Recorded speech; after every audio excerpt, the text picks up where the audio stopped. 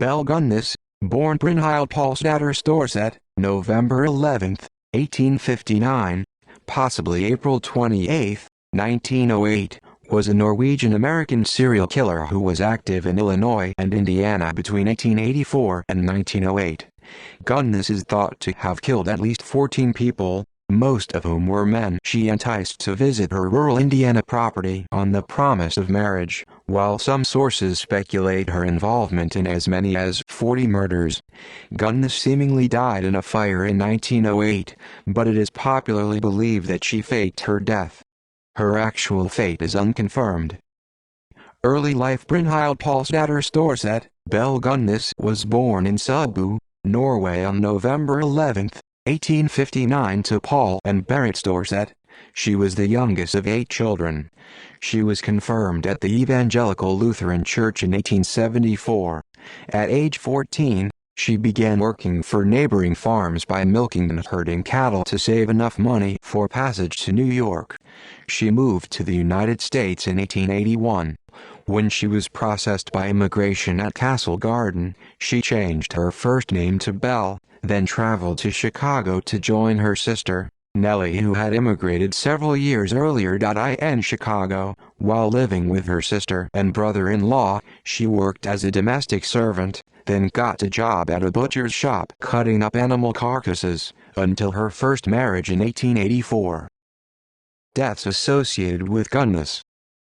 Mads Sorensen and children. Belle Gunness married Mads Sorensen in 1884. Sorensen and Gunness owned a candy store which burned to the ground. The couple's home had also burned down, and both instances granted the couple insurance payouts. 2 babies in their home died from inflammation of the large intestine, which can result from poisoning.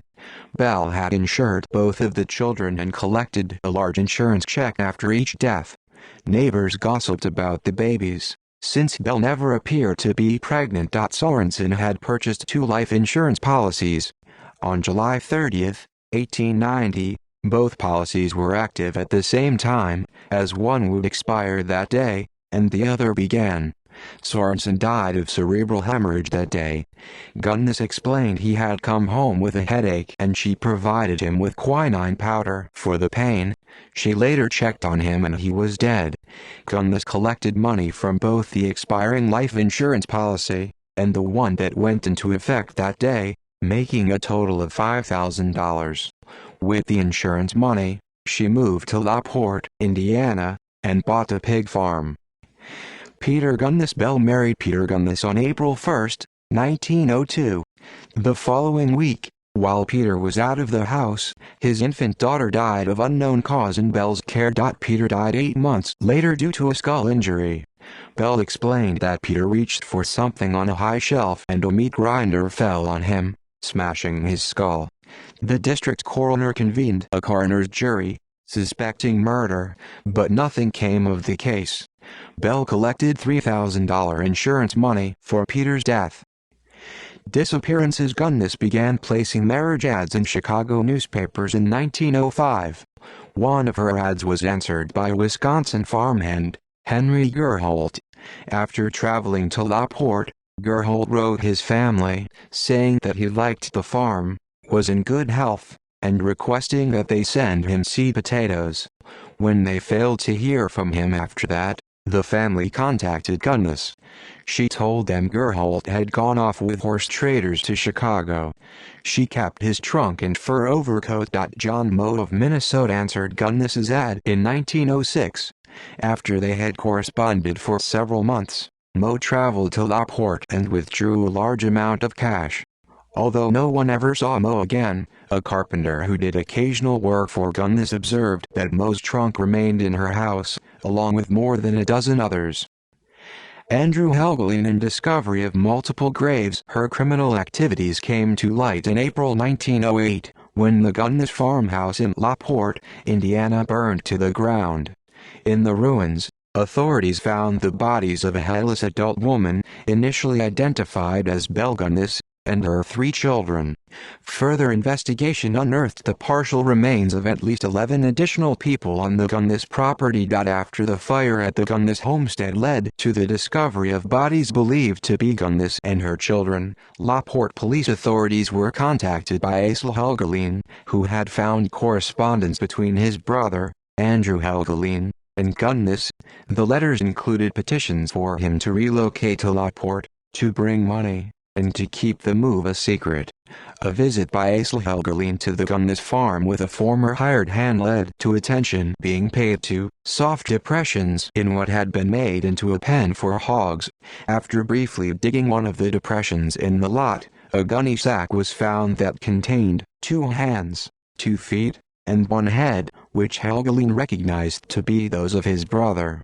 Immediate inspection of the site revealed that there were dozens of such slump depressions in the Gunness yard, and further digging and investigation at the site yielded multiple burlap sacks containing torsos and hands, arms hacked from the shoulders down, masses of human bone wrapped in loose flesh that dripped like jelly, from trash-covered depressions that proved to be graves.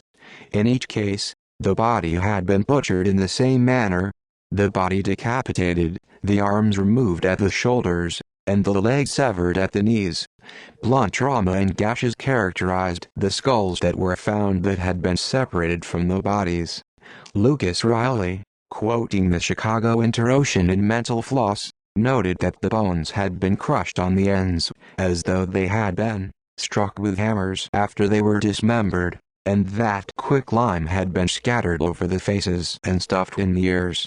After finding the parts of 5 bodies on the first day, and an additional 6 on the second, some in shallow graves under the original hog pen, others near an outhouse or a lake, the police stopped counting. With these discoveries, the perceptions of Belle Gunness, as reported in newspaper descriptions of a praiseworthy woman, dying in the fire that consumed her house, in a desperate attempt to save her children, were reassessed. Despite the initial success with the identification of Andrew Helgelien, and despite the fact that widening news coverage of the mass murders invited inquiries from families with men that had gone missing, most of the remains could not be identified. Involvement of Ray Lamphere. Ray Lamphere was Gunness' hired hand and on-and-off lover. In November 1908, Lamphere was convicted of arson in connection with the fire. Lamphere later confessed that Gunness had placed advertisements seeking male companionship, only to murder and rob the men who responded and subsequently visited her on the farm. Lamphere stated that Gunness asked him to burn down the farmhouse with her children inside. Lamphere also asserted that the body thought to be Gunness's was in fact a murder victim, chosen and planted to mislead investigators. The brother of one victim had warned Gunness that he might arrive at the farm shortly to investigate his brother's disappearance. According to Lamphere, this impending visit motivated Gunness to destroy her house, fake her own death, and flee. When Lamphere was arrested, he was wearing John Moe's overcoat and Henry Gerhold's watch. Edward Beckley, a journalist, was given a secret assignment to acquire access to a confession and publish it, thus bringing a second, inconsistent Lamphere account to light. The second account is based on the report that Lamphere contacted a Reverend Edwin Schell and provided him with a verbal confession that Schell transcribed and had Lamphere sign, a document that Schell kept sealed in his personal safe. Beckley attempted to convince Schell to allow him to publish this later confession, but was denied by both Schell and Schell's wife. However, a separate newspaper published a story with speculation regarding the second Lamphere confession. Described as worried as to the peace of the families of the victims, Schell offered the confession to Beckley, which was later published. The Beckley narrative, entitled Lamphere's Confession, contains this summary from Beckley. In the confession, Lamphere said that he had killed Mrs. Gunness and children with an axe, sprinkled the bodies with kerosene and set fire to them in the house. It gave details of the slaying, and told of his part in the former murders which occurred at the Gunness farm, his task usually being the burying of the bodies in the garden. The essential fact, however, was that the murderess was not alive as a fugitive. The publication of Lamfair's confession resulted in the subsequent arrest of his accomplice Elizabeth Smith. The inconsistencies between the two confessions, including the matter of the survival of Belle Gunness, remain historical issues that are not fully resolved. Legacy: Belle Gunness was pronounced dead, even though the doctor who performed the post-mortem testified that the headless body was 5 inches shorter and about 50 pounds lighter than Gunness. No explanation was provided for what happened to the body's head. Whether Gunness died in the fire or escaped remained uncertain, although the sheriff blamed a Chicago American reporter for inventing the escaped story. Reported sightings of Gunness in the Chicago area continued long after she was declared dead. At the time, police looked into reports of women suspected to be Belle, none of which led to her apprehension. Recent DNA tests were performed on the headless corpse, but the results were inconclusive. After Gunness' crimes came to light, the Gunness farm became a tourist attraction. Spectators came from across the country to see the mass graves, and concessions and souvenirs were sold. Moreover, the crime became an acknowledged part of area history. The LaPorte County Historical Society Museum has a permanent Belle Gunness exhibit. Gunness has also been the subject of at least 2 American musical ballads. See also Lonely Hearts Killer, List of fugitives from justice who disappeared, List of unsolved murders general. List of serial killers in the United States, List of serial killers by number of victims. References. Further reading: Janet L. Langlois, 1985. Belle Gunness, The Lady Bluebeard, Narrative Use of a Deviant Woman. In Susan J. Kalsik, Rosen A. Jordan, Editors, 1985. Women's Folklore, Women's Culture. Philadelphia, University of Pennsylvania Press. ISBN 9780812212068.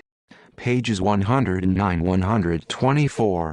Anne Barrett Vestby, 2006. Only Belle, Bare Belle, On Série Morter Fraselbu. Lillian de la Torre, 1955. The Truth About Belle Gunness, MysteriousPress.com/Open Road.